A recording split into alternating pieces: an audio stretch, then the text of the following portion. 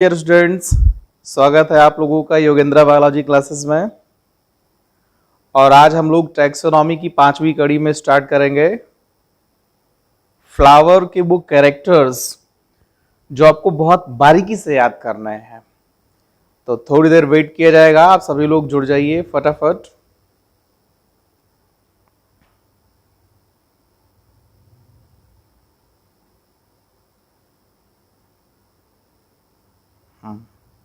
चलिए, और सभी लोग सेशन को लाइक भी कर दिया करिए शुरुआत में ही। एक बार बेटा सभी लोग हिंट कर देंगे, क्या सब कुछ क्लियर आ रहा है? ऑडियो वीडियो सब कुछ क्लियर हो रहा है बेटा?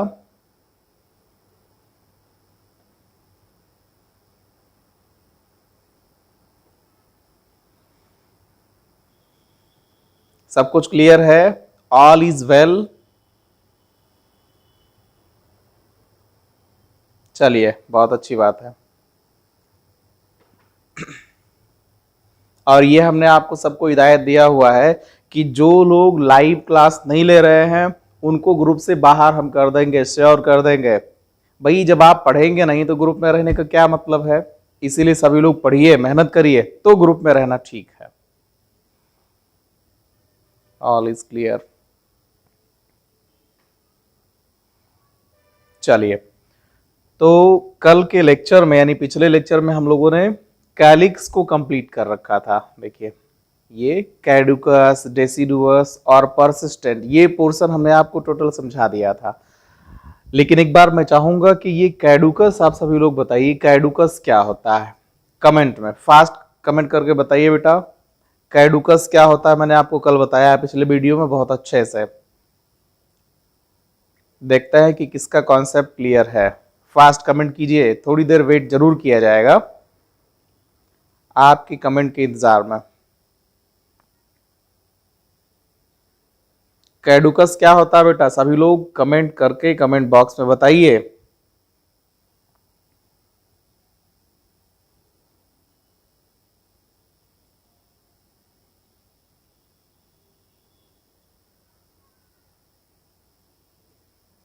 किसी का कमेंट नहीं आ रहा, किसी का कमेंट नहीं आ रहा है। चलिए, अब आप लोग कमेंट करते रहिएगा।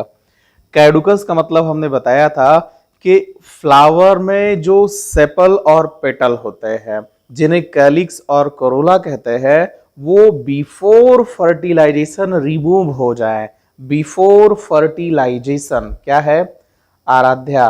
Petal and sepal are remove. बिल्कुल, बहुत अच्छे बेटा, फर्टिलाइजेशन से पहले रिमूव हो जाए। अंशिका वर्मा, हाँ ठीक है, कॉन्सेप्ट आप लोगों को क्लियर हो रहा।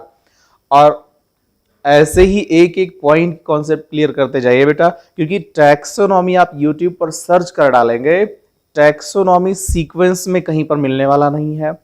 और मैं अपनी बड़ाई कभी कभी कर देता हूं कि जिस तरीके से हम आपके सामने पेश कर रहे हैं, ऐसा तो बहुत कम मिलता है। ऐसा नहीं है कि हम ही हैं पूरी धरती पर, लेकिन कम लोग ऐसा डाले हैं यूट्यूब पर। हाँ, अनुपम निगम, खुश रहिए बेटा। चलिए, तो अब हम लोग बात करेंगे बेटा ये 8वें पॉइंट पर, जो है वो पॉइंट है करोला, है ना? करोला ये। अच्छा, मान लीजिए पूछा जाए कि एक्चुअल में करोला होता क्या है, तो आप हमेशा यही आंसर दीजिएगा कि फ्लावर का वह कलरफुल पोर्शन जो इंसेक्ट को अपनी ओर अट्रैक्ट करते हैं, जिससे पॉलिनेशन इजीली पॉसिबल हो जाए। पॉलिनेशन के लिए जो परफेक्ट अट्रैक्टिव स्ट्रक्चर होता है बेटा, वो क्या होता है?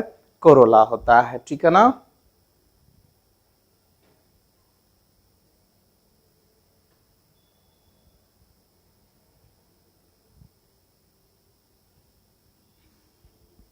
हाँ, चलिए ठीक है। अब यहां पर देखेंगे पहला पॉइंट, नंबर ऑफ पेटल्स। तो नंबर ऑफ पेटल्स में क्या लिखा हुआ? पहला एक ही पॉइंट है, वेरी। और ये हमने आपको पहले बताया हुआ है कि अगर पेटल या सेपल की संख्या 3 है तो उसे नाम देंगे ट्राई मेरस। और अगर इनकी संख्या 4 है तो सब लिखेंगे नहीं, क्योंकि ये बताया गया है टेट्रामेरस 5 होंगे, पेंटामेरस, है ना? इस तरीके से सारा पॉइंट हमने आपको बता रखा है बेटा। चलिए, तो जिस तरह से कैलिक्स की संख्या कम ज्यादा होती है, वैसे कोरोला की संख्या भी कम और ज्यादा होती है। ठीक है, आ जाइए दूसरा पॉइंट क्या है इसमें, कोहेसन। ये देखिए, और कोहेसन ये पॉइंट हम आपको कैलिक्स में समझा चुके हैं, लेकिन कोरोला है तो सेम, फिर भी थोड़ा सा एक बार डिफाइन करना जरूरी है। यहां पर दो पॉइंट है, पॉलीपेटलस और सेकेंड पॉइंट है गैमोपेटलस। हमने आपको समझाया था, मान लीजिए कि पेटल्स की संख्या टोटल 5 है, सेपल की बात नहीं कर रहे हैं, यहां पर बात हम लोग कर रहे हैं पेटल, यानी कोरोला के यूनिट को हम पेटल कहते हैं बेटा। तो उसे आप फिगर से देखिए, ऐसा हमने आपको बताया था। ये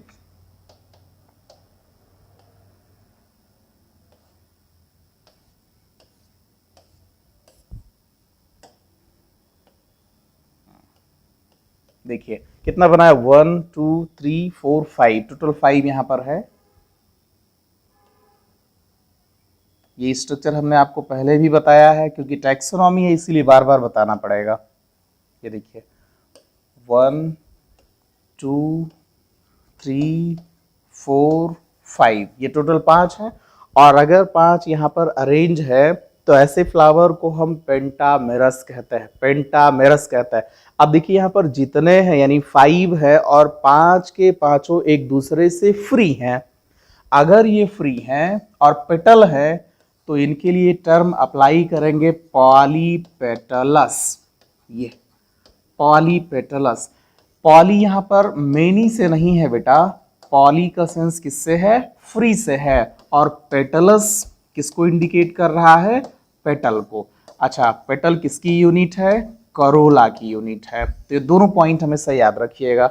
और अगर यही पेटल एक दूसरे से फ्यूज्ड होते, बताया था हमने सेपल के केस में, ऐसे ही ये देखिए सभी एक दूसरे से फ्यूज्ड हैं, तो फ्यूज्ड होने की वजह से इनके लिए जो टर्मिनोलॉजी यूज करेंगे वो है गैमोपेटलस। गैमो टर्म का मतलब हो गया बेटा फ्यूज्ड, और पेटलस का मतलब हो जाएगा कोरोला या पेटल्स। ये बातें क्लियर आ गई होंगी आपको समझ में। चलिए अब इसके आगे की बात करेंगे। देखिए, तो कोहेसन मतलब उनका एडजस्ट होना, एडजस्टमेंट होना, ठीक है ना। ये टर्म याद करने की विशेष जरूरत नहीं है, लेकिन पॉलीपेटलस और गैमोपेटलस आपके माइंड में होना चाहिए। आइए इसके आगे की बात करेंगे हम लोग। ये है एस्टिवेशन। ये एस्टिवेशन मतलब वो कैसे व्यवस्थित होते हैं, अरेंज होता है, उनके अरेंजमेंट को यहां पर देखना है। ये भी हम आपको बता चुके हैं सेपल के केस में। देखिए, तो पहला पॉइंट क्या है बेटा, वॉल्वेट। और हमने आपको समझाया था, देखिए फिर से समझाते हैं, कि जब सारे के सारे पेटल आमने सामने हो, ये 1 2 3 4 5 है ना। देखिए टोटल 5 हमने बनाया है, और पांचों का जो एंड है, देखिए ये एंड बिल्कुल आमने सामने है। ये मींस फेस कर रहे हैं। ये देखिए बिल्कुल सामने सामने है, तो ऐसे अरेंजमेंट को हम क्या नाम देंगे, वॉल्वेट। ये वॉल्वेट। ऐसा ही केस हमने सेपल में बताया था, और सेम केस हम आपको पेटल में बता रहा। दोनों में एक ही है, कोई डिफरेंशिएशन नहीं है बेटा यहाँ पे। चलिए इसके आगे की बात करेंगे हम लोग। ये दूसरा पॉइंट है ट्विस्टेड। अच्छा, ट्विस्टेड को समझने के लिए अल्टरनेट टर्म का यूज किया था हमने, मतलब ओवरलैप करते हुए। देखिए जैसे मान लीजिए 5 है इनके पेटल, और पांचों का अरेंजमेंट कुछ ऐसा है। ये 1 2 3 4 5 देखेंगे तो एक पोर्शन अंदर की तरफ है और दूसरा पोर्शन बाहर की तरफ है। ऐसे अल्टरनेट अरेंजमेंट को हम नाम क्या देंगे, ट्विस्टेड। ये ट्विस्टेड, इनको ऐसे डबल लाइन में शो किया जाता है। देखिए ये सब जब आप फैमिली स्टार्ट करोगे 2-3 दिन बाद, तो आपको हम बहुत अच्छे से समझाएंगे। फैमिली में ये सारे पॉइंट एक एक करके आपके सामने आएंगे, और तब वहां पर कंफ्यूजन आपका दूर होगा। चलिए इसके आगे की बात करते हैं। तीसरा पॉइंट क्या बेटा, इम्ब्रिकेट। और इम्ब्रिकेट के लिए हमने आपको ट्रिक बताया था कि इम्ब्रिकेट की शुरुआत होती है आई से, वह किससे मैच कर रहा है, 1 से। तो ऐसे फार्मूले आप याद रखेंगे कि इम्ब्रिकेट के लिए 1 + 1 + 3, ये फार्मूला आपके माइंड में होना चाहिए। मतलब एक जो है उसके दोनों हिस्से बिल्कुल अंदर की तरफ, फिर अगला एक जो है उसके दोनों हिस्से बिल्कुल बाहर की तरफ, और जो 3 बच रहे हैं वो अल्टरनेट। यानी अगर इनको टोटल काउंट कर रहे हैं तो कितना बता रहे हैं, 5, यानी पेंटामेरस। पेंटामेरस, ओके बेटा। ये चीज मैं आपको फिगर से दिखा देता हूं जल्दी से। यहां पर देखिए, जिनका एक पेटल टोटल अंदर की तरफ है, दूसरा बाहर की तरफ है, और बाकी सभी अल्टरनेट है। ये देखिए, जो पहले डेकोरेट कर रहे हैं, ये देखिए, इसके सामने हम फर्स्ट लिख देते हैं जिसके दोनों पोर्शन बाहर की तरफ है, ऊपर का भी और नीचे का भी। लेकिन जो दूसरा है जिसे हम डेकोरेट कर रहे हैं, इसके सामने सेकंड लिखता है जिसका देखिए दोनों एंड बिल्कुल इंटीरियर की तरफ है, अंदर की तरफ है। बाकी जो तीसरा है, चौथा है और पांचवा है, ये सभी अल्टरनेट है। इसलिए ऐसे फार्मूले में हम याद रखेंगे 1 + 1 + 3 है तो 5, इसीलिए पेंटामेरस बोलेंगे। लेकिन इनका अगर 1 + 1 + 3 के केस में अरेंजमेंट है तो इसको हम बोलेंगे क्या, इम्ब्रिकेट। इम्ब्रिकेट, ये आप तैयार कर लीजिएगा। टैक्सोनॉमी जब फैमिलिया पढ़ेंगे तो मैं बार बार पूछता रहूंगा आपसे कि जो फिगर बनाया गया है उसमें किस तरह का अरेंजमेंट होगा, एस्टिवेशन होगा, तब आपको जवाब देना होगा। चलिए अगला कौन सा है, क्वीन कंसियल, जिसका फार्मूला है 2 + 2 + 1, यानी 2 अंदर 2 बाहर 1 अल्टरनेट। वो भी हम लोग फिगर जल्दी से देख लेते हैं। देखिए,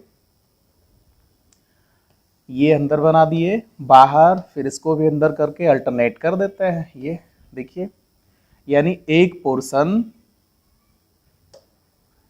1 मिनट, 1 2 3 4, ये आउट हो गया है, ये इन हो गया है, इसको हम इन कर देते हैं। ये अरेंज हो गया।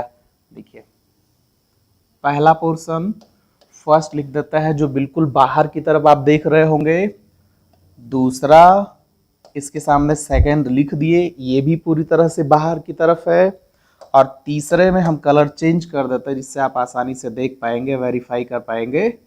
ये देखिए, ये हो गया तीसरा, और यहां पर हो गया चौथा। तीसरा और चौथा बिल्कुल अंदर की तरफ है, और जो पांचवा है बेटा इनका देखिए वो अल्टरनेट है ना, अल्टरनेट है। तो इनके लिए फार्मूले में हम ट्रिक कौन सा अप्लाई करेंगे, 2 + 2 + 1, ये भी टोटल कितने पेटल रखा हुआ है, 5, इसलिए इनको भी पेंटामेरस बोलेंगे, पेंटामेरस बोलेंगे। ठीक है, अब देखिए पेंटामेरस में ये केस कौन सा है, इम्ब्रिकेट। ये इम्ब्रिकेट, तो इम्ब्रिकेट में 2 से शुरू करते हैं, और जो इसके पहले है, सॉरी बेटा, ये इम्ब्रिकेट ना होकर के क्वीन कंसियल रहेगा, मिस्टेक हो रहा था, क्वीन कंसियल। ये क्योंकि इम्ब्रिकेट को ई से ना लिखते हुए हमने बताया है इम्ब्रिकेट, है ना। कहीं कहीं पर ई से मिलता है, लेकिन मैक्सिमम केस में हमने देखा है आई से। तो कोई भी हो, इम्ब्रिकेट में 1 से शुरू करेंगे और क्वीन कंसियल में 2 से शुरू करते हैं। इस तरीके से आप याद रखेंगे। ठीक है, क्या आप लोगों को बातें समझ में आ रही हैं?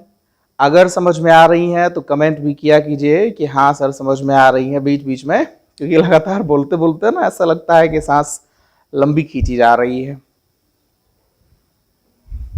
खा पी के सिर्फ मोटे हो रहे हैं हम लोग, मेहनत तो हो नहीं रही है ज्यादा। चलिए इसके आगे की बात करेंगे, वैक्सिलरी। ये जो लास्ट वन है एस्टिवेशन का वो है वैक्सिलरी, और वैक्सिलरी हमने बताया है बेसिकली ये फैबेसी में होता है। देखिए इसका अरेंजमेंट आप देख लीजिए, ये एक बड़ा सा होता है स्ट्रक्चर, इसके भी हर एक के पार्ट अलग अलग है, इसका नाम अलग अलग है, लेकिन अभी मैं एक एक का नाम नहीं बता रहा हूँ। ठीक है, एक एक का नाम मैं आपको बताऊंगा जब फैमिली चलेगी, वहां पर याद दिला दूंगा आपको कौन सा है। ये दूसरा हो गया, यहाँ पर एक तीसरा है, ये देखिए, ये दोनों फ्यूज्ड होते हैं।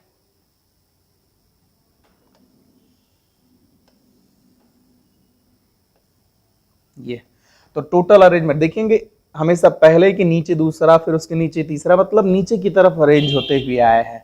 यहाँ पर सिर्फ एक है, ये है दो, तीसरा, ये है चौथा, और यहाँ पर है पांचवा। यानी इस लास्ट वाले के केस में डबल है जो दोनों एक दूसरे से फ्यूज्ड है, और उसे स्पेशली कील के नाम से समझता है। कील, इसका नाम तो हम आपको बता ही देते हैं, ये कील के नाम से समझा जाता है। ठीक है, तो ऐसा अगर अरेंजमेंट है तो उसे हम क्या नाम देंगे बेटा? वैक्सिलरी। क्या नाम देंगे? वैक्सिलरी। वैक्सिलरी किस फैमिली का कैरेक्टर है? बार बार हमने आपको समझाया है, बताया है, फैबेसी। और फैबेसी का दूसरा नाम भी होता है बेटा लेग्यूमिनोसी। यस ए ई, यहां पर लेग्यूमिनोसी। अब लेग्यूमिनेसी को पल्स फैमिली कहते हैं, ये भी ध्यान दीजिए, क्योंकि अब फैमिली पढ़ रहे हो तो धीरे धीरे करके हम गहराई में ले जाएंगे आपको। पल्स फैमिली, दाल वाली फसल, जिसमें मटर रखा गया है, चना रखा गया है, अरहर रखा गया है ना, मतलब जिससे हमें दाल मिलता है, उस फैमिली को हम पल्स फैमिली, फैबेसी या लेग्यूमिनोसी कहते हैं। ठीक है बेटा, चलिए अब इसके आगे बढ़ते हैं। आपके कमेंट्स बीच बीच में हम देखेंगे, बहुत ज्यादा नहीं देखेंगे, लेकिन कमेंट्स करते रहिए और नोट्स जरूर बनाते रहिएगा, क्योंकि मैं पक्का बता रहा हूं, जो मैं ऑनलाइन पढ़ा रहा हूं वो क्लास ऑफलाइन बिल्कुल भी नहीं लिया जाएगा, पढ़ाया ही नहीं जाएगा। आगे इसमें देखिए, शेप ऑफ कोरोला, यानी कोरोला। कोरोला एक्चुअल में क्या है, मैंने बताया है कि गुड़हल में आप जो रेड कलर का फ्लावर देखते हैं, रेड पोर्शन देखते हैं, वो है कोरोला। कनेर में जो येलो कलर का देखते हैं वो है कोरोला। धतूरे में जो व्हाइट कलर का बेल यानी घंटी के आकार के देखते हैं वो है कोरोला। ठीक है ना? चलिए अब इसमें देखिए, पहला कौन सा इसमें दिया हुआ है? क्रूसीफार्म। होते तो बहुत से हैं बेटा, लेकिन कुछ खास हैं जो हम यहां पर लाए हुए हैं आपके लिए, जो कि पहला है यहां पर क्रूसीफार्म। और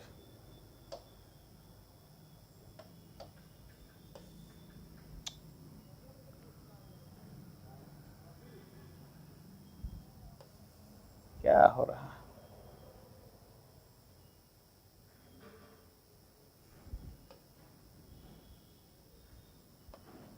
ये थोड़ा बदमाशी करता है भाई। हाँ, अब ये टच हो रहा है। क्रूसीफार्म, और ये हमने आपको बता दिया था कि एक फैमिली है क्रूसीफेरी। क्रूसीफेरी, उस फैमिली का नाम याद होगा आपको, बताया है मैंने शुरुआत में।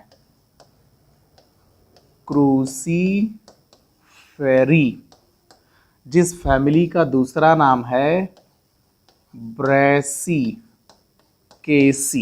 ये ब्रैसिकेसी, जिसमें रखा गया है ब्रैसिका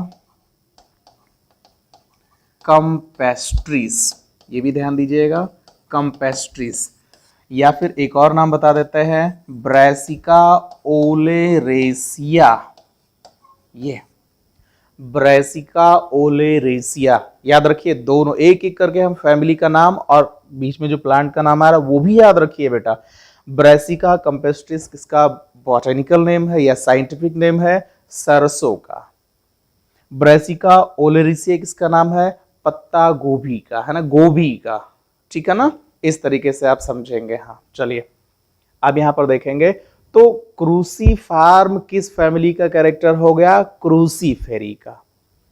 अब इसमें देखना है कि इसके जो कोरोला होते हैं उनका अरेंजमेंट कैसा होता है। देखिए हमने बताया था कि इनके कोरोला बिल्कुल क्रॉस के फॉर्म में अरेंज होते हैं, ऐसे गुड़े के फॉर्म में। देखिए ऐसा स्ट्रक्चर आप क्रोमोसोम का देखते होंगे, है ना। तो इनके कोरोला अगर आप फ्लावर में देखेंगे, सरसों के फ्लावर में, तो बिल्कुल ऐसे क्रॉस फॉर्म में होता है। सरसों के जो फ्लावर का कलर होता है वो येलो होता है बेसिकली। ठीक है ना बेटा? चलिए, तो क्रूसीफार्म क्यों कहा गया? क्योंकि ये क्रॉस के फॉर्म में अरेंज होता है। दूसरा यहाँ पर क्या है? कंपेनुलेट, और कंपेनुलेट का मतलब होता है बेल शेप्ड, घंटी के आकार का। यहाँ पर हमने आपको बताया अभी एग्जाम्पल कि जो धतूरा होता है, जो कनेर होता है, उसका अगर आप देखेंगे तो बिल्कुल घंटी के आकार का उसका करोला होता है, जो चारों तरफ से फ्यूज्ड होता है ना। तो फ्यूज्ड बेल के आकार का होगा, तो ऐसे कोरोला के शेप को हम क्या बोलेंगे?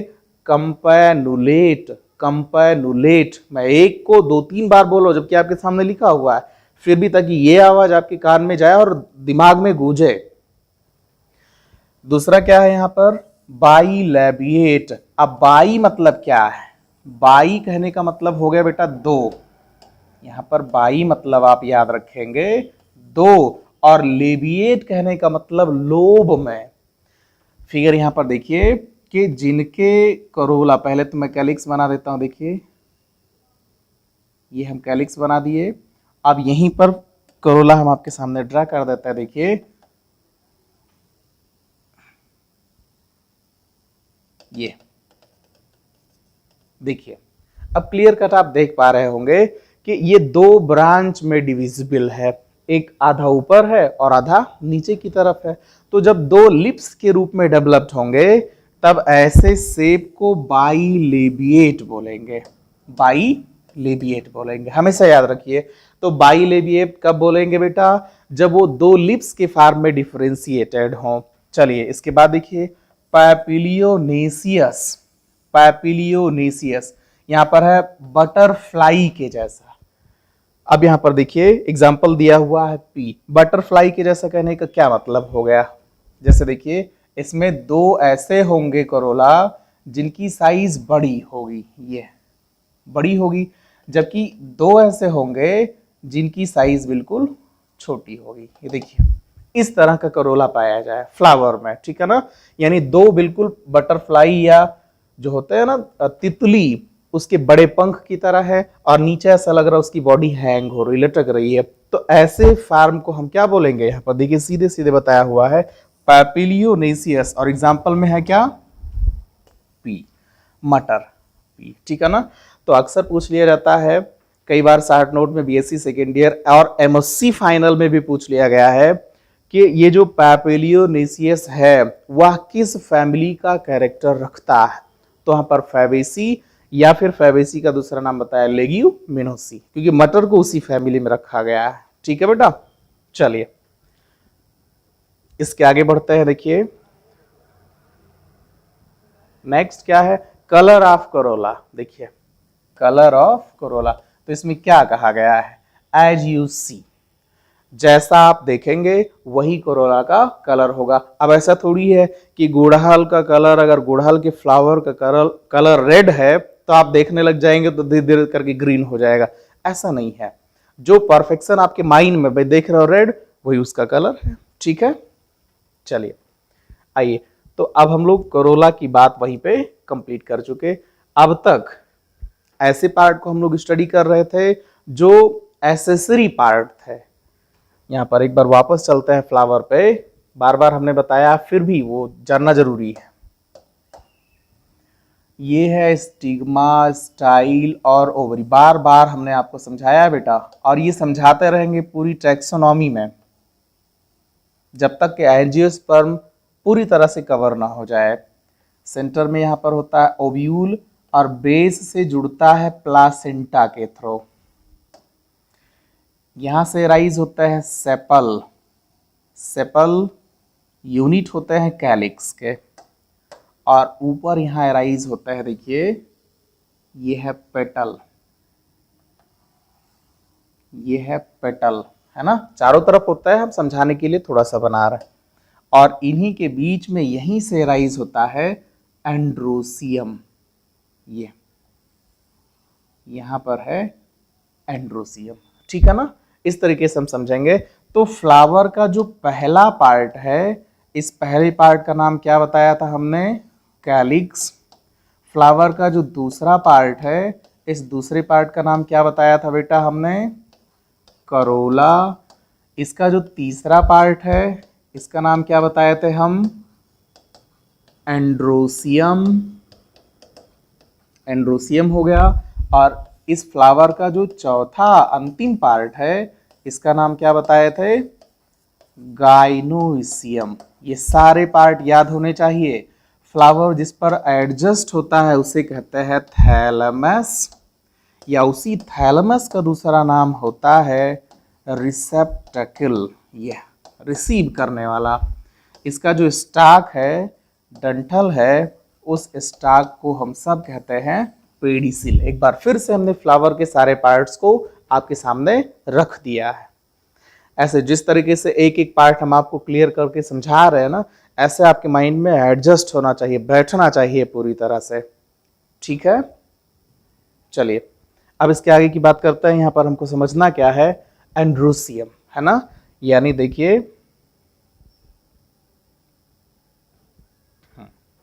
कि कैलिक्स हम लोग कवर कर चुके, करोला कवर हो गया। अब जो बचा हुआ पार्ट है वो एंड्रोसियम है। अब इसमें हमें एक मेन पॉइंट बताना था कि फ्लावर में बेसिकली दो पार्ट होते हैं। वो दो पार्ट कौन कौन से होते हैं? ये एक होता है एसेसरी, ये एसेसरी पार्ट, और दूसरा होता है बेटा नेसेसरी पार्ट। स्पेलिंग कहीं पर गलत होगा, सही कर लीजिएगा उसको। एसेसरी में कौन कौन से आते हैं? देखिए यहां पर दो पार्ट आएंगे, एक है कैलिक्स और दूसरा है करोला। जबकि नेसेसरी में भी दो आएंगे, एंड्रोइसियम और दूसरा जो पार्ट है बेटा वो है गाइनोइसियम। याद रखिएगा। अच्छा, एसेसरी मतलब क्या होता है? यहीं पर हम लिख देते हैं जिससे आपको याद रहेगा, सपोर्टिव। सपोर्टिव मतलब जो रिप्रोडक्शन को सपोर्ट तो करते हैं लेकिन वो खुद रिप्रोडक्शन में पार्टिसिपेट नहीं करते हैं, तो उन्हें हम क्या बोलेंगे? सपोर्टिव या एसेसरी पार्ट कहते हैं। कौन कौन से हो गए? कैलिक्स और करोला। कैलिक्स का मेन फंक्शन क्या होता है कि वह बर्ड को प्रोटेक्ट करती है। याद रखिए, कैलिक्स का मेन फंक्शन है प्रोटेक्ट बर्ड। ये बर्ड मतलब कलिका, या फिर ऐसा भी कह सकते हैं calyx is the part of flower that protect itself during the bud stage. ठीक है ना, यानी फ्लावर को उसके बर्डिंग स्टेज पर उसे कंट्रोल करता है, सेफ रखता है। उस वो कौन सा पोर्शन है? कैलिक्स। जब भी हम देखते होंगे फ्लावर को, फ्लावर खिलने से पहले तो आप देखेंगे ऐसे उसके ऊपर कवरिंग होती है, ये इस तरह की कवरिंग होती है ना, ये। तो ये जो कवरिंग है, यह कवरिंग एक्चुअल में किसका है? कैलिक्स का है। तो जब वो बर्ड स्टेज पर है, कलिका स्टेज पर है, तो कैलिक्स उसे चारों तरफ से ढक के रखा हुआ है। लेकिन जब एंथेसिस होता है, एंथेसिस मतलब opening of flower, antithesis means opening of flower, तो वही कैलिक्स फैलते हुए बाहर की तरफ अलग हो जाते हैं और करोला एक्सपेंड हो जाता है पूरी तरह से। तो यहां हम क्लियर समझ गए कि कैलिक्स प्रोटेक्ट करता है बर्ड को। करोला का मेन फंक्शन क्या होता है कि जब एंथेसिस हो जाती है, मतलब फ्लावर पूरी तरह से ओपन हो जाती है, तो अलग अलग इंसेक्ट को अपनी ओर अट्रैक्ट करती है। जब इंसेक्ट एक फ्लावर पे बैठेंगे और एक फ्लावर से दूसरे फ्लावर पर जाकर सिट करेंगे, तो उनके बॉडी से अटैच होकर पॉलन ग्रेन ट्रांसफर हो जाएगा। उस प्रोसेस का नाम होता है पॉलिनेशन, यानी एंथर से पॉलन ग्रेन का मूव करते हुए स्टिग्मा पर जाना पॉलिनेशन समझा जाता है। वो बेसिकली किसके द्वारा होता है बेटा? इंसेक्ट के द्वारा होता है। और इंसेक्ट में भी ध्यान दीजिएगा 80% हनी बी के द्वारा होता है। ये हमने आपको बताया था, हनी बीज के द्वारा होता है, मधुमक्खियों के द्वारा होता है इंसेक्ट में। लेकिन ये पूछा जाए कि नेचर में सबसे ज्यादा पॉलिनेशन किससे होता है, तब आपको याद रखना है मैक्सिमम पॉलिनेशन होता है, मैक्सिमम पॉलिनेशन किसके द्वारा होता है बेटा? तो वो हमेशा याद रखना है विंड के द्वारा होता है। नेचर में सबसे ज्यादा पॉलिनेशन विंड यानी हवा के द्वारा होता है। अब ये देखिए, अगर विंड के द्वारा पॉलिनेशन होता है तब उसे नाम क्या देते हैं? एनिमोफिलस। याद रखिएगा, एनिमोफिलस हमेशा याद रखिएगा। अगर हवा के द्वारा पॉलिनेशन हो रहा है तो ऐसे पॉलिनेशन को हम एनिमोफिलस कहते हैं। लेकिन अगर हनी बी, जो कि हनी बी को किस फाइलम में रखा गया है? आर्थ्रोपोडा। ये और आर्थ्रोपोडा बेसिकली किनको कंसीडर करता है? तो हमारा आंसर हो जाएगा इंसेक्ट को। और अगर इंसेक्ट के द्वारा पॉलिनेशन होता है तब उन्हें कहा जाता है इंटैमोफिलस। ये याद रखिएगा, इंटैमोफिलस। यहां पर भी आई ही रहेगा बेटा, ये आई रहेगा, ठीक है ना। यानी हवा के द्वारा हुआ तो एनिमोफिलस, इंसेक्ट के द्वारा पॉलिनेशन हुआ तो इंटैमोफिलस। आगे बहुत है, अगर वाटर के द्वारा होगा तब उसे हाइड्रोफिलस कहेंगे, पाइला के द्वारा होगा जिसको एप्पल स्नेल कहते हैं तब उसे मालाकोफिलस कहा जाता है, बर्ड्स के द्वारा होगा, पक्षियों के द्वारा, तब उसे किरैप्टेरोफिलस कहता है। ऐसे बहुत से हैं, एक एक करके हम आपको समझाएंगे आगे की तरफ, इतना माइंड में रखिए। चलिए आगे देखिए क्या है इसमें। तो ये हमने देख लिया, कोरोला किसमें हेल्प करता है बेटा? पॉलिनेशन में हेल्प करता है। और कैलिक्स का मेन वर्क क्या बताया? Protect flower at their bud stage. ये बातें समझ में आ रही हैं सभी लोगों को?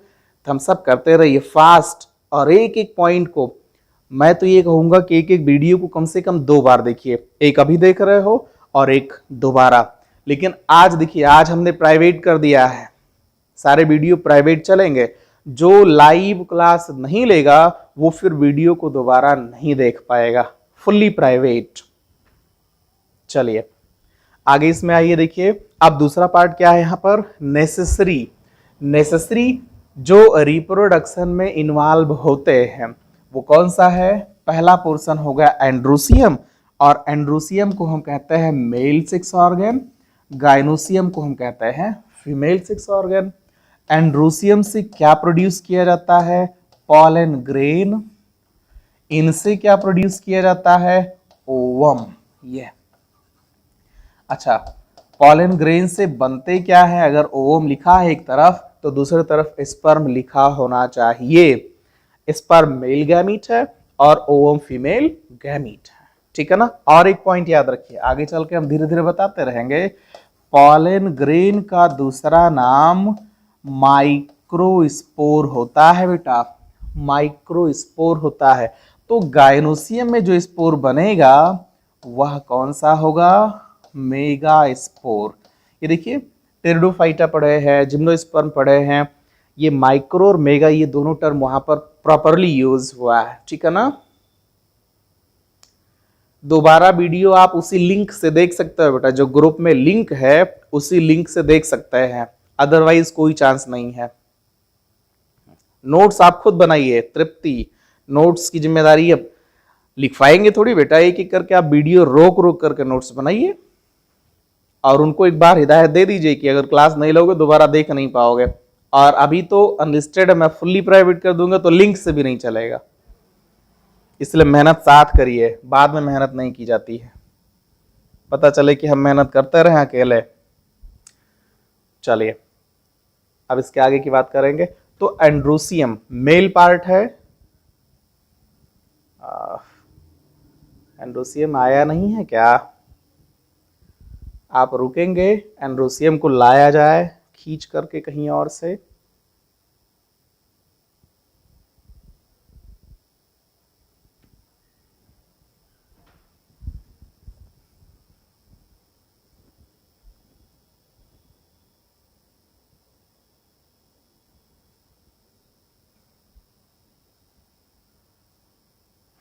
यहां पर है बेटा एंड्रोसियम, देखिए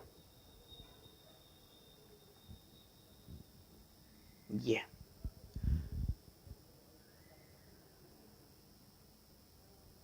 चलिए, थोड़ा सा टाइम देना पड़ा।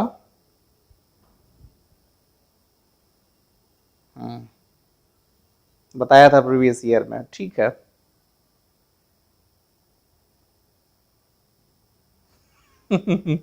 हाँ दीपचंद, धीरे धीरे सीखना पड़ता है मुन्ना।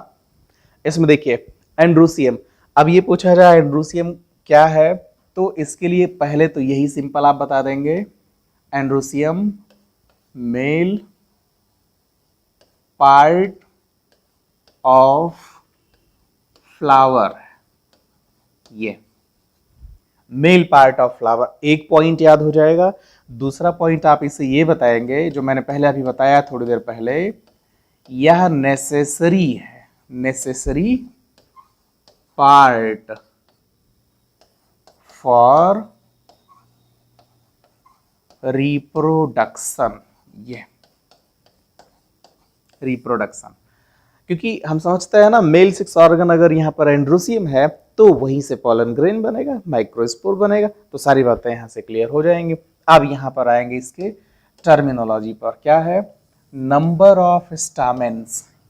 इसके लिए भी यहाँ पर यानी सेपल्स की संख्या भी कम ज्यादा हो सकती है, पेटल्स की संख्या भी कम ज्यादा हो सकती है, एंड्रोसियम की संख्या भी कम ज्यादा हो सकती है। तो ये यहां पर वेरी लिखा, वेरिएबल से है भिन्न होना।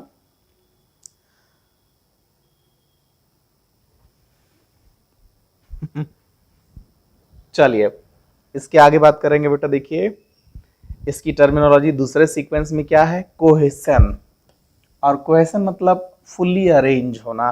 पहला क्या देखिए, पॉलीएंड्रस। एक एक को हम लोग समझते हुए जाएंगे, और ये थोड़ा सा माइंड यूज करके पढ़ना पड़ेगा भाई, है ना। चलो चलो, अलग से बात नहीं करो आप लोग भाई, आपस में कमेंट नहीं करेंगे, क्योंकि ग्रुप में है और मैं एक एक लोग को पहचान रहा हूं कौन बदमाशी करेगा। ठीक है, पॉलीएंड्रस का मतलब क्या हो गया, मान लीजिए कि किसी भी फ्लावर में 10 एंड्रोसियम है और 10 एक दूसरे से फ्यूज्ड होंगे, तो उसके लिए सिन एंड्रस बोल देंगे। लेकिन अगर वही एंड्रोसियम फ्री है, फिगर से हम समझाएं, देखिए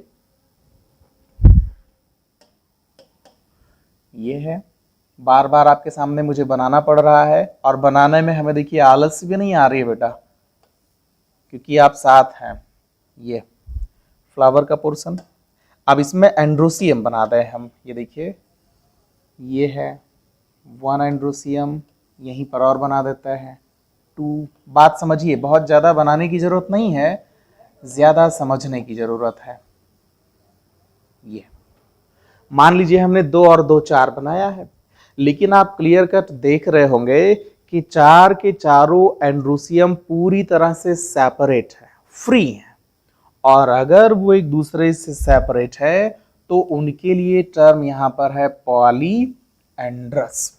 एंड्रोसियम सारे के सारे सेपरेटेड हो गए, ठीक है ना। दूसरा पॉइंट क्या है, सिन एंड्रस। सिन एंड्रस, सिन कहने का मतलब क्या है, देखिए ये जो टर्म है सिन, इस टर्म का मतलब होता है बेटा फ्यूज्ड। ये फ्यूज्ड मतलब सारे एंड्रोसियम एक दूसरे से जुड़े हुए हो, अटैच्ड हो, तब ऐसे केस में नाम क्या यूज होगा, सिन एंड्रस। इसलिए दोनों सिम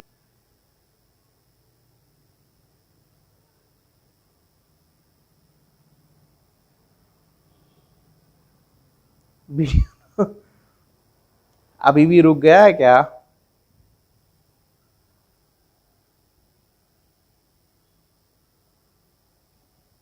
अब वीडियो चल रही है, सब कुछ ठीक है, सब कुछ ठीक है बेटा।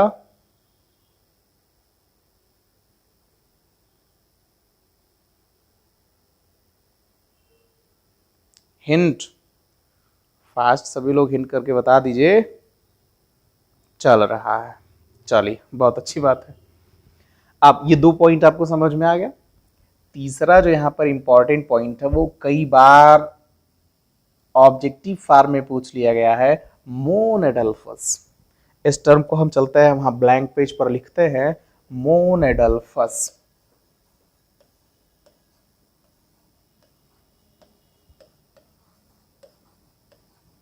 ये मोनो एडल्फस। यहाँ पर मोन किसके लिए है बेटा? मोनो के लिए है। और मोनो किसके लिए होता है ये आप सब समझते हैं, वन के लिए होता है, सिंगल के लिए होता है। एडल्फस मतलब क्या होता है? समझने के लिए हम टर्म यूज करते हैं यहाँ बंच, और बंच मतलब क्या होता है? गुच्छा। ये फिगर से हम आपको समझा दें, यहीं पर साइड में देखिए, ये यहाँ पर इन्हें स्टिग्मा मानिए, ये स्टिग्मा है, और बेस पर है स्टाइल, ये ओवरी।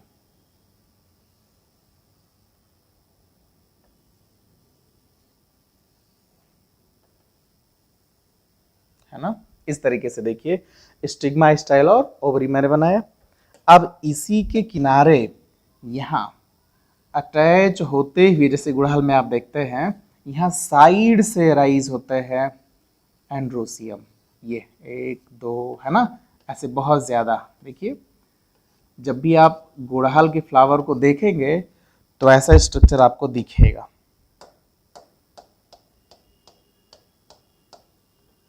ये अब देखिए क्लियर, बिल्कुल समझ में आएगा कि यहाँ पर स्टामेंस हमने कई बनाया, 1 2 3 4 5 6 7 8 9 10 11, ऐसे बहुत से हो सकता है, लेकिन जितने भी हैं वो सभी एक बंडल में है, एक बंच में है। इसी वजह से इनके लिए जो टर्मिनोलॉजी यूज करेंगे वो क्या है बेटा? मोनेडल्फस। यानी सारे के सारे स्टेम जितने भी हैं एक फ्लावर में, एक फ्लावर की बात हो रही है, वो सारे स्टेमेन एक ही बंच में हो, तो हम उससे क्या बोलेंगे? मोनेडल्फस बोलेंगे। अब दूसरा पॉइंट यहां पर क्या है देखिए, डाई एडेल्फस। अब एडेल्फस हमने आपको समझाया है, इसके लिए कौन सा टर्म यूज कर देंगे? बंच, समझने के लिए है। और डाई कहने का मतलब क्या हो गया बेटा?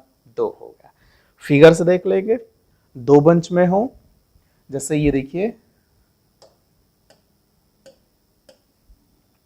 ये हमने आपके सामने बना दिया है थैलेमस और स्टाक, ठीक है ना? ये अब इसी पर एडजस्ट हो यहां पर स्टामेन। ये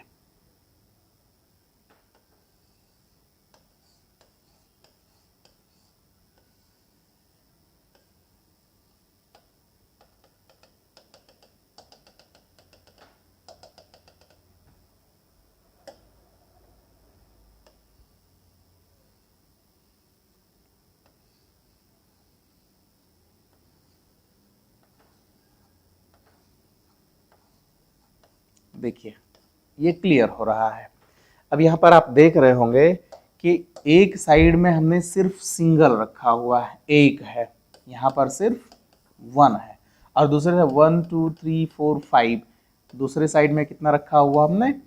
5। यानी हम देख रहे हैं कि एंथर कितने बंच में है बेटा? 2 बंच में है। तो जब भी 2 बंच में होते हैं, खासकर ये जो नेचर में मिलता है अधिकतर, वो 9 + 1 मिलता है, मतलब एक अलग रहेगा, बाकी 9 फ्यूज्ड होंगे दूसरे तरफ। तो जब 2 बंच में होगा तब उसे नाम क्या देंगे? डाई एडेल्फस। डाई एडेल्फस, ये टर्म यूज करेंगे। 2 पॉइंट याद हो जाना चाहिए। तीसरा क्या कह रहा देखिए, पॉली एडेल्फस। अब इसके आगे मैंने पॉली लगा दिया है, ऐसे थोड़ा सा समझिए कि अगर 3 बंच में होंगे ट्राई एडेल्फस, 4 में होंगे टेट्रा एडेल्फस, ऐसे करते हुए जब कई बंच में होंगे, कई गुच्छे में होंगे, तो उनके लिए जो टर्म है वो पॉली। अब यहां पर पॉली फ्री से नहीं है, पॉली किससे रिलेटेड हो गया? ये मेनी से रिलेटेड हो गया। और एडल्फस किससे रिलेटेड हो गया बेटा? बंच। ये एंथर कई बंच में हो तब उसे पॉली एडल्फस बोलेंगे, ठीक है? समझ में आ रहा है सभी लोगों को? चलिए अब इसके आगे की बात करते हैं हम लोग। कोहेशन कंप्लीट किए, अब आएगा देखिए इसकी स्पेशल कैरेक्टर। यहां से बेटा कई बार पूछा गया है, कई बार जब आप सिलेबस उठा करके देखेंगे, अंसाल तो भी आपको मिलेगा नहीं क्योंकि सब बंद है, और जब आप घर से आएंगे तब दुकानें खुलेंगी, सब मिलेगी अनसॉल्व, जोलॉजी की भी, बॉटनी की भी, केमिस्ट्री जो भी लेंगे आप सब्जेक्ट।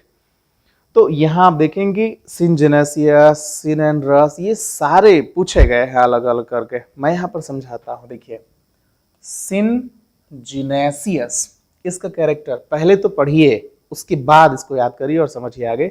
सिनजिनेसियस, सिन कहने का मतलब पहले भी बताया हमने, फ्यूज्ड, ये फ्यूज्ड। अब जिनेसियस क्या है, देखिए उसके भाई मेल सेक्स ऑर्गन के दो पार्ट है, मैं यहाँ साइड में बना दे रहा हूँ। देखिए ये ब्लैंक पेज लेते हैं, यहाँ बनाते हैं। दो पार्ट होता है, एक तो जो फर्टाइल पोर्शन होता है, ये फर्टाइल पोर्शन होता है, इसे हम कहते हैं एंथर। लेकिन उसी एंथर का जो बेस होता है बेटा, देखिए ये जो बेस है, लंबा सा थ्रेड जैसा स्ट्रक्चर है, इस बेस का नाम होता है फिलामेंट। फिलामेंट, ये क्या है, एंथर। और टोटल स्ट्रक्चर को अगर हम फिगर में बताना चाहें तो ये फिगर क्या है, स्टमेन है। स्टमेन किसको कहते हैं, एंड्रोइसियम को कहते हैं। ये बार बार आएगा आपके सामने और आपको तैयार भी करना पड़ेगा, है ना। एंड्रोइसियम को कहते हैं, ठीक है ना। अब ध्यान देना है कि एंथर जो है फ्लावर का फर्टाइल पोर्शन है, लेकिन फिलामेंट कैसा होता है, स्टेराइल। ये देखिए एक एक पॉइंट, जितना वर्ड हम यहाँ पर नोट कर रहे हैं ना, एक एक वर्ड क्वेश्चन लेकर के कैरी कर रहा है। आगे फर्टाइल मतलब क्या है, वह पार्ट जो रिप्रोडक्शन में पार्टिसिपेट करेगा। स्टेराइल का मतलब क्या हुआ, जो रिप्रोडक्शन में पार्टिसिपेट नहीं करेगा, ठीक है ना। जब आप थक जाएं तब आप बताइएगा कि अब थक गए, स्टॉप किया जाए, है ना, क्योंकि लाइव है तो जानते हैं भाई थकान ज्यादा लगती है। ये दोनों पोर्शन समझ में आए। तो यहां पर केस क्या कह रहा, देखिए सिनजिनेसियस। अब यहां देखिए एंथर्स फ्यूज्ड। मैंने आपको बता दिया है कि दो पार्ट हैं बेटा मेल सेक्स ऑर्गन में। अपर फर्टाइल पोर्शन को एंथर बोलेंगे, लोअर स्टेराइल पोर्शन को फिलामेंट कहेंगे। तो यहां पर फ्यूज किसको कह रहा है, एंथर फ्यूज्ड हैं, लेकिन जो स्टामेंस हैं, स्टामेंस नहीं होना चाहिए, इसको काट देते हैं। यहां पर इसको कट करके यहां पर लिख देते हैं फिलामेंट फ्री। फिलामेंट फ्री, ये सही है, सही कर लीजिएगा। टाइपिंग एरर हो जाता है ना, माइंड में कुछ चल रहा हो अलग तो हो जाता है। तो यहां पर देखेंगे एंथर फ्यूज्ड हो, लेकिन जो फिलामेंट है वो फ्री पाया जाए, तब ऐसे केस को हम नाम क्या देंगे, सिनजिनेसियस। नोट करते रहिए एक एक पॉइंट माइंड में, दोबारा जब आप देखेंगे बोर्ड पर लिख दिया है हमने, स्टॉप करके नोट कर लेंगे कॉपी में, ठीक है।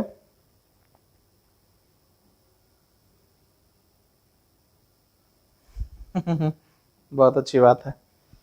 अभी देखिए मैं फिगर से समझाता हूं, एग्जाम्पल भी यहां पर है, नोट कर लीजिएगा। कंपोजिटी, कंपोजिटी, अच्छा कंपोजिटी फैमिली का एक और नाम है एस्टरेसी। ये एस्टरेसी, जैसे आप समझते हैं ना सनफ्लावर, ये सनफ्लावर। और आप समझते हैं मैरीगोल्ड, मैरीगोल्ड, ये सब किस में रखा गया है, कंपोजिटी में। और एक रूल मैं आपको बताता हूं कि जिस फैमिली के लास्ट में एसी ना लगे उस फैमिली का दूसरा नाम होगा। जैसे यहां देखिए कंपोजिटी में एसी नहीं लगा हुआ है, इसलिए इस फैमिली का एसी लगाते हुए दूसरा नाम है, ठीक है ना। यानी फैमिलीज को एसी पसंद है, ये पॉइंट याद रखना है आपको। चलिए इसके आगे हम आपको बताएंगे फिगर बनाते हुए। तो यहां पर एंथर को हमें फ्यूज करना है, तो फ्यूज कर लेते हैं, कई एंथर बना देते हैं। देखिए ये समझने के लिए एंथर बना रहे हैं, ये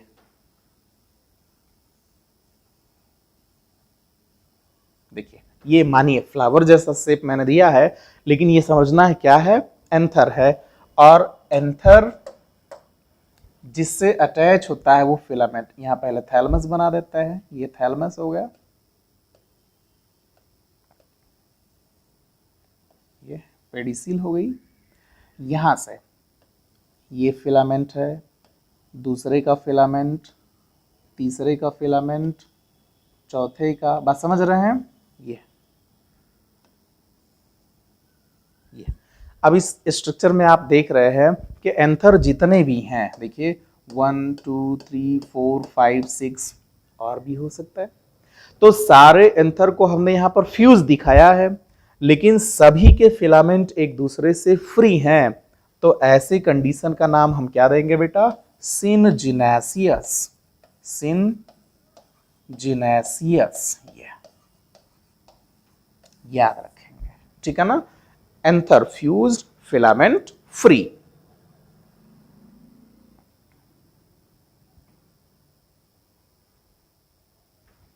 चलिए इसके आगे की बात करते हैं।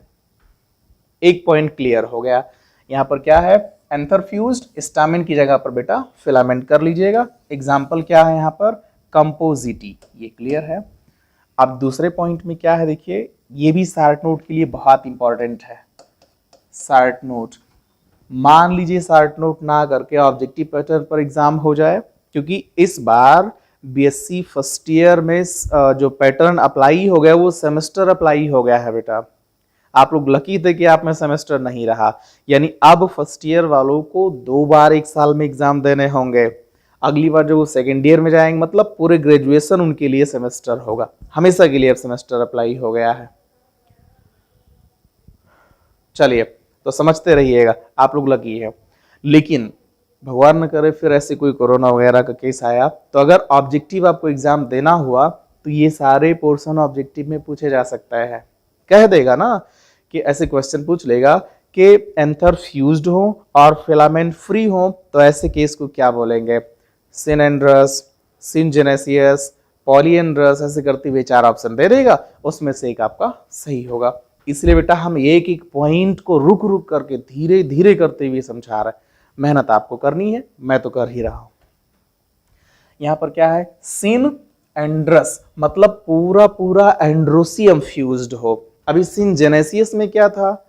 जो जेनेटिक पार्ट था, जो रिप्रोडक्टिव पार्ट था, जिसे हम लोगों ने फर्टाइल पोर्शन कहा, स्पेशली उसका नाम एंथर रहा, वह एंथर फ्यूज था, लेकिन उसके फिलामेंट फ्री थे। इस केस में क्या है? सिन एंड्रस, पूरे पूरे एंड्रस यानी एंड्रोसियम फ्यूज हो जाए, फिलामेंट और एंथर दोनों फ्यूज्ड हो, तब उसे हम बोलेंगे, देखिए लिखा है anthers and filaments both are fused, दोनों फ्यूज्ड हो। ऐसा किसमें होता है? एक एग्जांपल होता तो कई में है, लेकिन एक एग्जांपल आपके सामने है, कुकुरबिटा। कुकुरबिटा खत्म हो जाए बहुत अच्छी बात है। चलिए तो कुकुरबिटा याद रखिए, और मैं फिगर से समझाता हूं बेटा। देखिए ये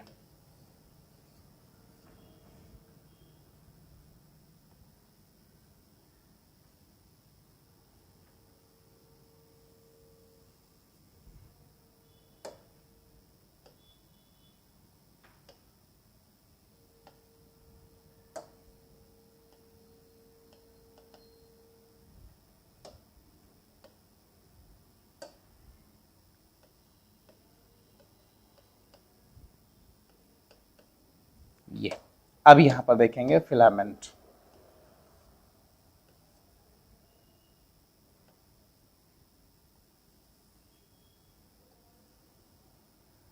और यहां बेस पर अरेंज होता है बेटा इनका थैलमस।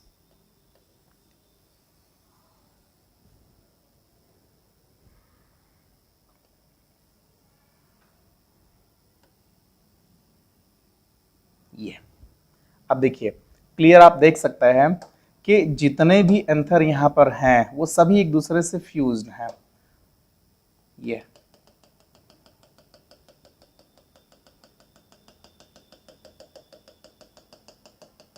ऐसे ही फिगर आप थोड़ा अच्छा बनाएंगे, हमसे अच्छा बनाने की कोशिश करेंगे हर बार। ये देखिए, तो ऊपर फर्टाइल पोर्शन एंथर है और बेस जो है जिसे हम कहते हैं फिलामेंट, ये हम फिलामेंट का स्ट्रक्चर आपके सामने बनाए।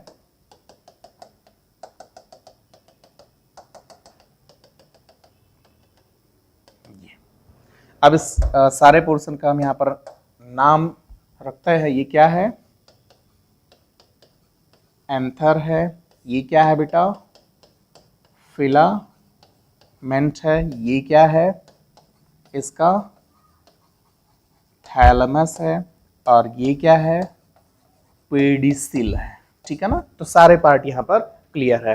एंथर कैसा है? फ्यूज्ड है। फिलामेंट भी कैसा है? फ्यूज्ड है। ठीक है ना? तो जब एंथर और फिलामेंट दोनों फ्यूज्ड हो तो ऐसे केस को हम सिनएंड्रस कहते हैं। इसको थोड़ा सा किनारे करके स्पेस मिला और लिख देते हैं सिनएंड्रस। ये सिनएंड्रस, DROUS, है ना? सिन मतलब क्या बताया है हमने आपको बार बार? फ्यूज्ड। और एंड्रस कहने का मतलब किसके लिए है? ये एंड्रोसियम के लिए है। ओके, एंड्रोसियम के मतलब पूरा पूरा एंड्रोसियम फ्यूज्ड हो तब उसे सिनएंड्रस कहते हैं। चलिए इसके आगे बढ़ा जाए। तो कितने पॉइंट हम लोगों ने कंफर्म कर लिया? देखिए, सिनएंड्रस हो गया, सिनजेनेसियस हो गया, दोनों बहुत इंपॉर्टेंट थे।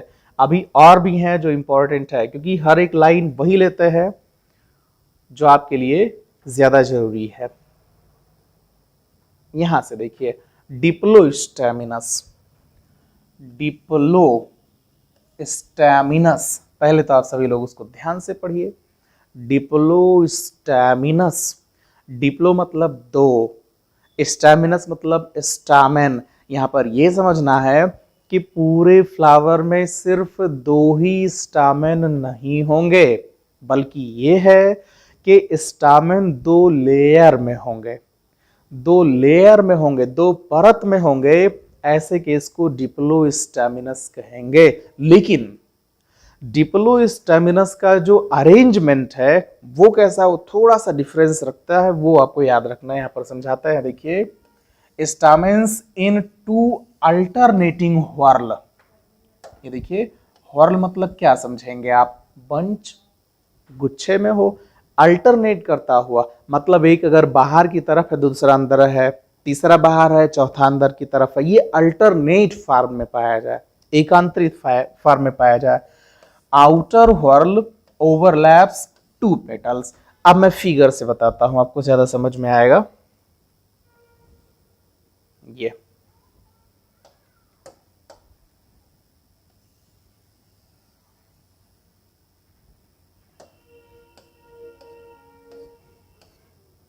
टोटल मैंने 5 बनाया है आपके सामने, 1 2 3 4 5, ये है ना?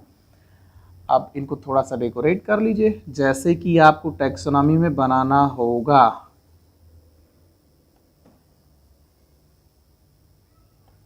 ये हमने पेटल बनाया है बेटा, कोरोला जिसको कहता है ना? ये सभी क्या है? पेटल है। कितने पेटल हमने बनाया है? 5 पेटल्स बनाया है। अब यहां पर हमने कहा है कि स्टामेन दो व्हर्ल में पाए जाएंगे, मतलब लेयर में पाए जाएंगे। अब देखिए, इसमें जो आउटर लेयर है, एक बनाया हमने, दूसरा, तीसरा, चौथा और ये पांचवा। ये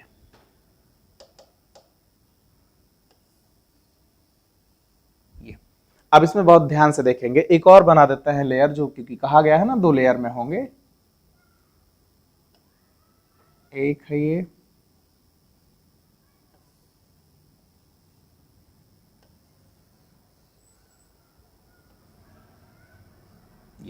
अब क्लियर कट आप देखेंगे तो टोटल हमने 2 लेयर में बना रखा है बेटा। देखिए, एक लेयर ये हो गया, यहां से दूसरा लेयर है।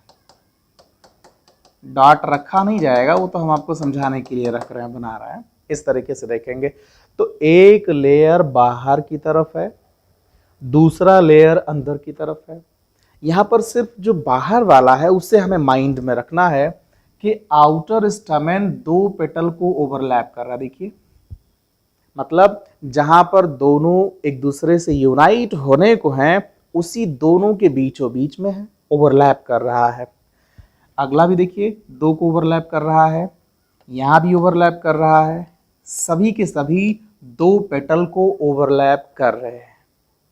तो ऐसे अरेंजमेंट को डिप्लो स्टैमिनस बोलेंगे बेटा, डिप्लो स्टैमिनस।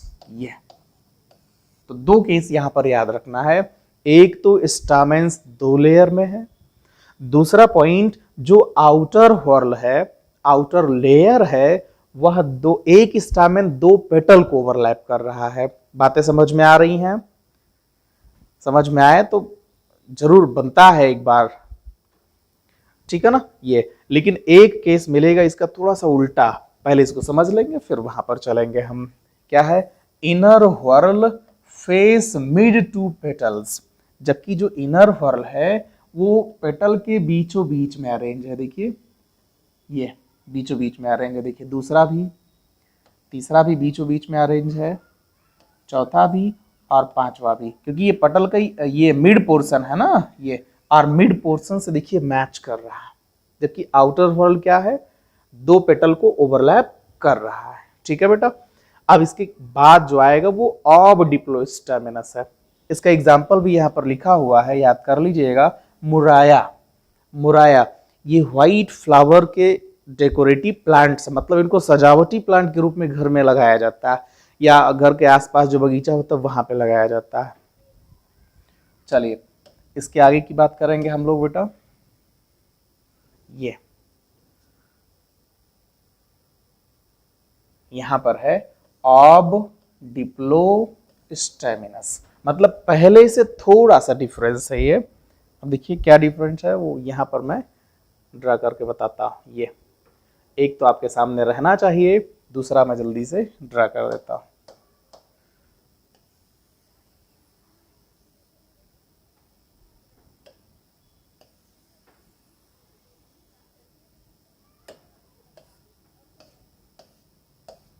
ये टोटल 5 बनाया है मैंने, डेकोरेट कर लेता है इनको।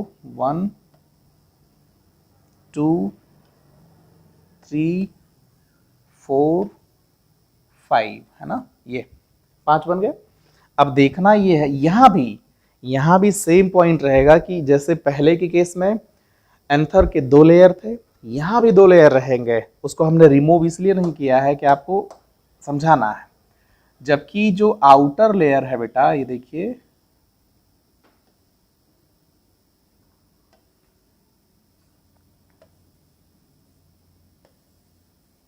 ये आउटर लेयर हो गया और इनर भी यहीं पर बना देता है।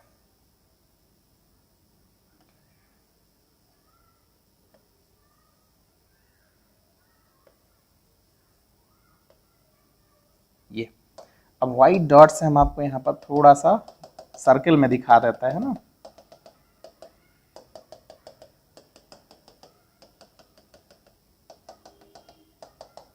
ये देखिए यहां भी देखेंगे जैसे पहले है कि स्टामेन 2 लेयर में है, दूसरे में भी स्टामेन 2 लेयर में है। पहले के केस में आप देख रहे हैं कि जो आउटर व्हर्ल है वह एक साथ एक स्टामेन 2 पेटल को ओवरलैप कर रहा है, जबकि इसमें देख रहे हैं कि जो आउटर है वह पेटल के बीचों बीच में है। देखिए बीच में है, मतलब पेटल के अपोजिट है ये। जबकि जैसा पहले के केस में आउटर 2 पेटल को ओवरलैप कर रहा था, वैसा दूसरे के केस में इनर 2 को ओवरलैप कर रहा है। देखिए क्लियर देख रहे होंगे, समझ में आएगा आपको। ये बात समझ में आ रही है। जब आउटर ओवरलैप कर रहा है तब डिप्लो स्टैमिनस, लेकिन जब इनर 2 पेटल को ओवरलैप कर रहा है तो ऐसे केस में इसे ऑब डिप्लो स्टैमिनस कहते हैं बेटा, ऑब डिप्लो स्टैमिनस। क्या बातें समझ में आ गई हैं? बातें समझ में आ रही हैं? भूलेंगे नहीं। चलिए तो ऑब डिप्लो स्टैमिनस में क्या है, मैंने जो समझाया वही चीज लिखा हुआ देख लेते हैं। स्टामेन्स इन टू अल्टरनेटिंग व्हॉर्ल्स। जैसा पहले में था वैसा दूसरे में। पहले में भी था कि स्टामेंस दो अल्टरनेटिंग व्हॉर्ल में थे, यहां भी है स्टामेंस दो अल्टरनेटिंग व्हॉर्ल्स में है। दूसरा क्या है, inner whorl overlap two petals, जबकि इससे पहले वाले में था outer whorl overlap two petals, यहां क्या है inner whorl overlap two petals. Next क्या है, outer whorls lying opposite to petals, यहां पर जो आउटर व्हर्ल है वो ओवरलैप नहीं कर रहा है लेकिन पेटल के बीचों बीच में अरेंज है, इसीलिए थोड़ा सा डिफरेंशिएशन जरूर कर रहा है। तो दोनों बातें आपको समझ में आ गई होंगी। अब इसके आगे की बात करेंगे, देखिए क्या है, एग्जाम्पल भी इसमें होना चाहिए, होगा ये जिरानियम। ये याद कर लीजिएगा कि अब डिप्लोस्टामिनस में जो एग्जाम्पल हमने पढ़ा है वो क्या है, जिरानियम पढ़ा हुआ है, ठीक है ना। चलिए बहुत अच्छी बात है। अब इसके बाद नेक्स्ट पॉइंट क्या है, देखिए attachment of filament to anther. ये attachment of filament to anther, ये तो हम आपको बार बार समझा रहे हैं भाई कि एंथर के, देखिए एंथर ना कहते ही बल्कि स्टामेन कहें, स्टामेन के दो पार्ट होते हैं। ये जो पर येलो कलर का स्ट्रक्चर आप देख रहे हो वह हेलो स्ट्रक्चर है एंथर, यहाँ पर हम ए लिख देते हैं, ये एंथर हो गया। और जो बेस है वो एफ है जिसको हम कह देते हैं फिलामेंट। एक फर्टाइल है, दूसरा स्टेराइल है। टाइम हो गया, अच्छा थोड़ा सा और देख लो फिर रहने दिया जाएगा। गायनोसियम पर आकर छोड़ेंगे बेटा, ये गायनोसियम तो 3-4 पॉइंट है, इसको पढ़ लीजिए। ये पहला क्या है, बेसी फिक्स्ड, जिसे इनेट भी कहता है, बेसी फिक्स्ड मतलब, अब देखेंगे इसमें फिगर बना देते हैं। ये हमने आपके सामने बना दिया है स्टामेन का एंथर और बेस पर जुड़ा हुआ है फिलामेंट, ये ठीक है ना। तो जब फिलामेंट एंथर के बेस से जाकर के जुड़ा रहेगा तब उसे बेसी फिक्स्ड कहते हैं, बेसी फिक्स्ड कहते हैं, ठीक है ना। जिसे इनेट भी कही, इनेट मतलब जन्मजात, जैसे था वैसे ही। दूसरा क्या है, एडनेट, और एडनेट मतलब टीथ जैसा स्ट्रक्चर बाहर बढ़ा हो। फिगर से देखिए,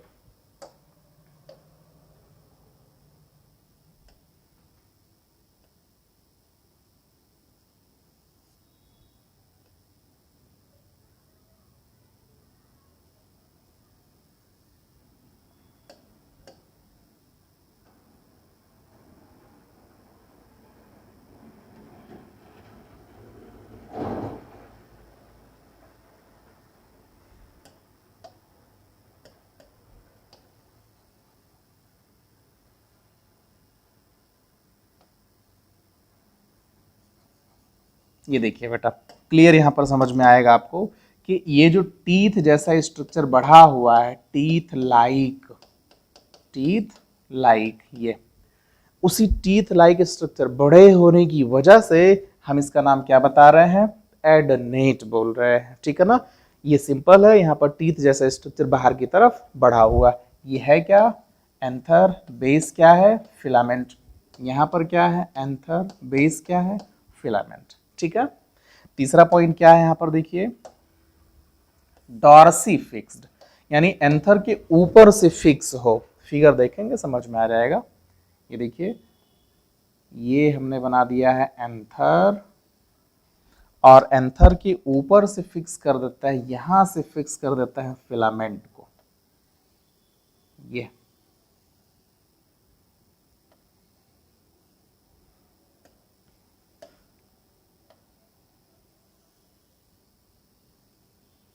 देखिए क्लियर कट आपको समझ में आएगा कि एंथर नीचे रह गया और फिलामेंट उसके ऊपर से अटैच है ना। तो जब ऊपर से अटैच होगा तब उसका नाम क्या हो जाएगा बेटा, डॉर्सी फिक्स्ड। ये dorsifixed. Next and last क्या है, वर्सेटाइल, और वर्सेटाइल का मतलब ये होता है जिसके एंथर बड़े हों, ये ऐसे बड़े पाए जाए ऐसे, और हवा में लहराते हुए पाए जाएं, ये और फिलामेंट इसका साइड से आकर के जुड़ा हो, यहां से, ठीक है ना, ये साइड से जुड़ा हुआ पाया गया हो ये।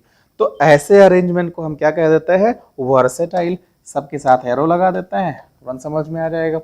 एडनेट पहला बेसिफिक्स है, तो पहला ये हमने बनाया हुआ बेसिफिक्स्ड है। दूसरा क्या है, एडनेट, यहाँ पर एडनेट बनाया है।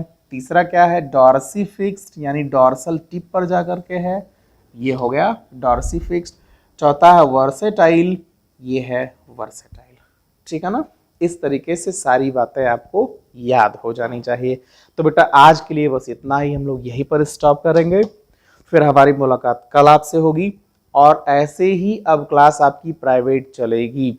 जो बच्चे क्लास नहीं लेना पसंद करेंगे वो ग्रुप से बिल्कुल बाहर हो जाएंगे। सिर्फ पढ़ने वालों का साथ होना चाहिए हमारा, है ना।